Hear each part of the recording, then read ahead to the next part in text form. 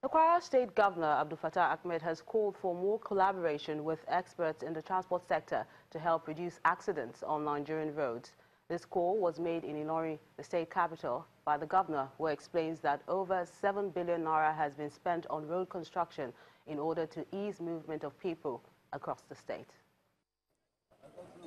According to the National Bureau of Statistics, 11,363 road accidents were recorded in 2016. Speed violation was also reported as the major cause, which accounted for 33.86% of the total road crashes. As part of efforts aimed at curbing the problem, the Federal Road Safety Corps aims to have more office complexes built across the country to enable optimal performance.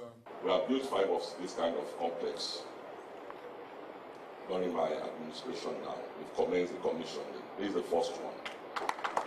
When we finish here, Babaofa is following me to Zamfara. Then from Ofa we go to Ebonyi, Abakaliki. From Abakaliki we go to Shogo. I hope we'll have solved the problem fully at Shogo. Then we end up in Kano. Here in Kwara State, the state government and the Federal Road Safety Corps commissions a new complex. The state governor laments the amount of deaths recorded in the country. According to the World Health Organization, over 3,400 people die on the world's roads every day, while millions of people are injured or disabled every year in road accidents.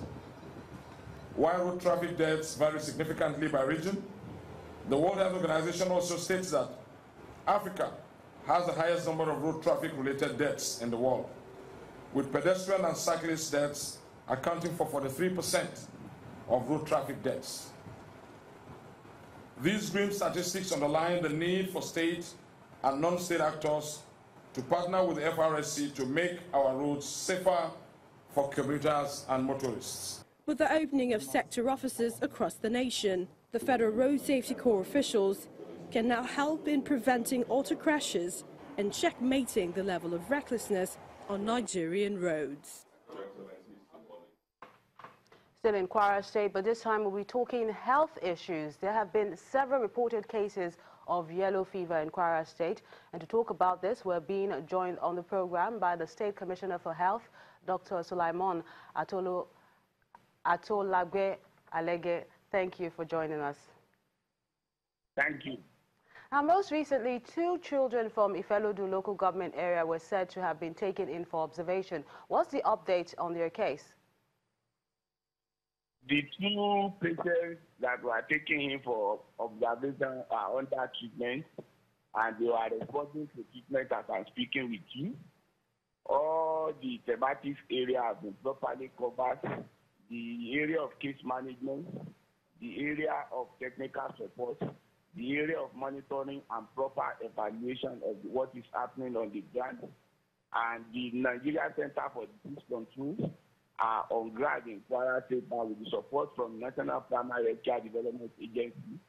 They are working with us with our epidemiological unit to move on to the area whereby all the people in the area will properly sensitize, case management will be done, and other things that are needed.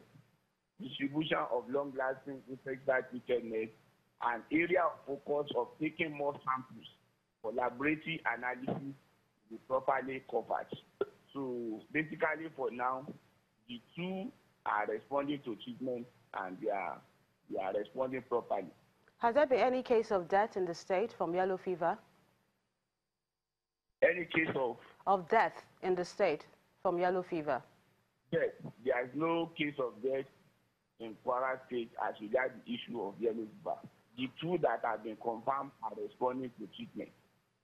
And what are the causes of the disease and how can it be prevented? What is the cause and the prevention?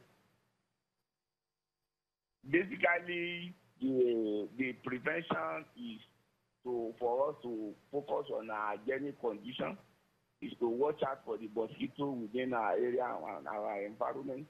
And immunization is the only solution to it. we have been appealing to the parents, to mothers, to our fathers within the community to always take immunization for their children for yellow fever. And what we want to do now with the support of the National Primary Health Care Development Agency and the Federal Ministry of Health and the Nigeria Center for Disease Control is to immunize within those community areas. Basically, the area that is being affected and areas that are very close to where it is being affected. Now, you mentioned mosquitoes. A lot of people confuse yellow fever symptoms with malaria. So what are the differences? Basically, sometimes the symptoms are basically the same, but in case of severe malaria, and if it takes long, there can be bleeding even from the nose, just like even the nasal fever. But majorly, the symptoms are almost close for a severe case of malaria. So the major issue is just for us to continue to be hygienic and to take care of our environment and to always use the long-lasting insecticide treatment. So thank you so much for speaking with us. We've been talking to the State Commissioner for Health, Dr. Sulaiman Atolagbe Alege.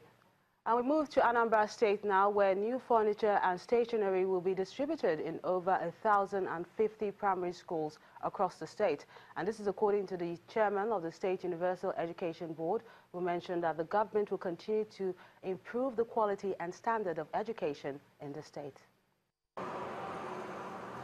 The students of the 1,050 primary schools across Anambra State will have something new to enjoy and improve their learning as they resume the 2017-2018 academic session.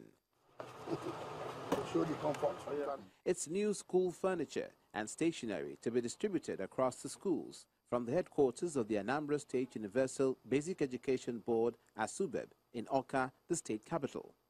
The chairman of ASUBEB, Nzemeka Olisa, commends the latest efforts in education development in Anambra State.